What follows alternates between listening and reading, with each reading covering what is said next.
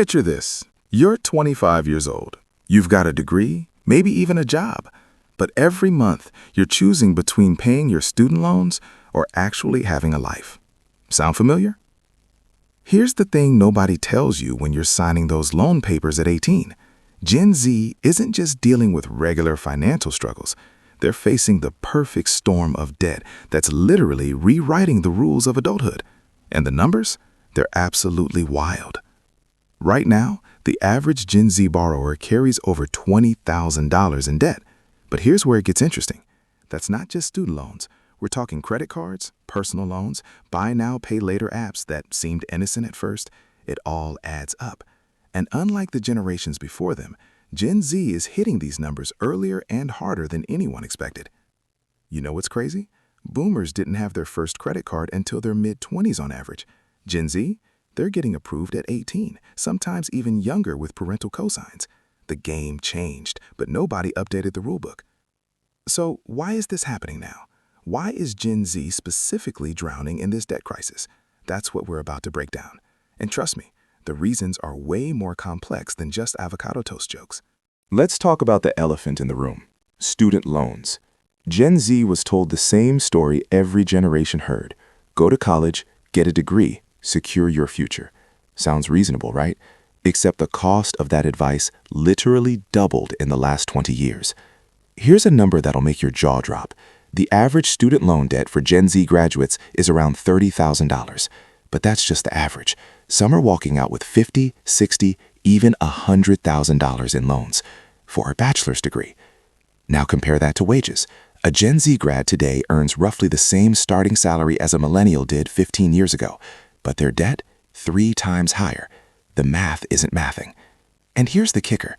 Gen Z watched millennials struggle with this exact same problem. They saw their older siblings, their cousins, moving back home at 30 because they couldn't afford rent and loan payments. But they still had to go to college because, well, what other option was there? It's like watching someone step on a rake, knowing it's going to hit them in the face, and then being forced to walk the same path. That's the Gen Z experience.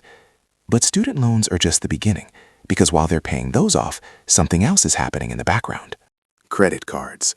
Those little pieces of plastic that promise freedom but deliver stress.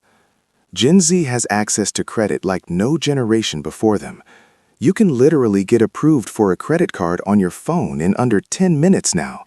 Sounds convenient, right? It is, until it isn't. The average Gen Z credit card debt sits around $2,800. That might not sound like much compared to student loans, but here's what makes it dangerous. Credit cards have interest rates between 18 and 25%, sometimes higher. Do the math on that. If you're carrying a $3,000 balance and only making minimum payments, you're going to be paying that off for years, and you'll end up paying almost double what you originally spent. But here's why Gen Z falls into this trap more than previous generations. They came of age during a time when everything went digital. Shopping isn't a trip to the mall anymore. It's a midnight scroll on your phone, one-click purchases, and that dopamine hit of order confirmed. The friction disappeared. Back in the day, you had to physically go to a store, look at the price tag, count your cash. There were natural breaks that made you think twice. Now, you can spend $200 on stuff you don't need before your coffee gets cold. And let's be real, Gen Z grew up in a world that marketed to them 24/7. Instagram ads that know exactly what you've been thinking about. TikTok shops that make buying feel like entertainment. The algorithms figured out how to turn scrolling into spending. But wait, there's another layer to this that's even more subtle. Okay, this is where things get sneaky. Buy now, pay later apps. Afterpay, Klarna, Affirm. These apps exploded in popularity with Gen Z. And honestly, they're brilliant from a marketing perspective. They took the psychological weight out of spending money. Instead of seeing a $400 price tag, you see 4 easy payments of $100. Your brain processes that completely differently. It doesn't feel like real spending. It feels manageable, harmless even. Here's the problem. Gen Z is using these apps for everything, not just big purchases. We're talking groceries, everyday clothes, even fast food in some cases. And because it's split up, it never feels like you're in debt. Until you are. The average Gen Z user has 3 to 4 different buy now, pay later accounts active at the same time. That's 4 different automatic withdrawals hitting your account throughout the month. And if you miss one, fees, late charges. And sometimes it gets reported to credit bureaus, tanking your credit score. The thing is, these apps don't feel like loans. They're frictionless. No credit check for most of them. No interest if you pay on time. But they've created this culture of constant microdebt that Gen Z is juggling on top of everything else. It's debt that doesn't feel like that until it does. And by then, you're already behind. Which brings us to the bigger question. Why is all of this hitting Gen Z so hard? Here's where all the pieces come together. Gen Z entered adulthood during one of the most economically unstable periods in modern history. They were teenagers during the 2008 recession. They watched their parents lose jobs, lose homes. That shaped how they see money. Then, just as the oldest Gen Zers were graduating college, COVID hit. Entire industries shut down. Entry-level jobs disappeared. The job market became a battlefield, and Gen Z was entering it with zero experience and maximum debt. But even beyond that, the cost of living exploded. Rent prices increased by over 30% in major cities in just 5 years. A one-bedroom apartment that cost $1,200 in 2018, it's $1,800 now, sometimes more. And wages? They've barely moved. A Gen Z worker today needs to work 60% more hours than a boomer did at the same age just to afford the same standard of living. That's not an exaggeration, that's data. So you've got student loans, credit card debt, buy now, pay later payments, skyrocketing rent, and wages that haven't kept up. That's the perfect storm. And Gen Z is trying to navigate it all while being told they're lazy, that they spend too much on coffee, that they just need to budget better. The frustration is real. But here's the thing. Gen Z isn't just sitting back and accepting this. Gen Z is doing something different. They're pushing back. They're the first generation to openly reject the idea that debt is just a normal part of life.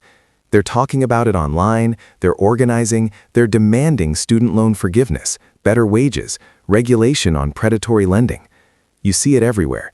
TikTok videos breaking down how the system is rigged, Twitter threads explaining how credit card companies profit off of minimum payments, YouTube channels teaching financial literacy that schools never did. Gen Z watched millennials suffer in silence, and they said, nope, not us. And they're getting creative with solutions. Side hustles aren't just side hustles anymore, they're survival strategies. Gen Z has normalized having multiple income streams because one job just doesn't cut it. They're also the most financially educated generation despite being the most in debt. They know what APR means, they understand compound interest, they're reading the fine print because they have to. But here's the reality. Individual solutions can only go so far when the system itself is broken. So where does this all lead? Right now, over 40% of Gen Z says they're delaying major life milestones because of debt. Buying a home? Forget it. Starting a family? Too expensive. Even just moving out of their parents' house feels impossible for many. The ripple effects of this debt crisis are going to reshape the economy for decades. When an entire generation can't afford to participate in major economic activities like home ownership, that changes everything. But there's also hope. The conversation is shifting. Politicians are talking about student loan reform. Financial literacy is becoming a priority. And Gen Z's refusal to accept the status quo is forcing change. The question isn't whether Gen Z will survive this. They will. They're resilient, adaptable, and honestly, they've already proven they can handle more than any generation should have to. The real question is, will the systems change fast enough to help them? Or will they have to rebuild those systems themselves?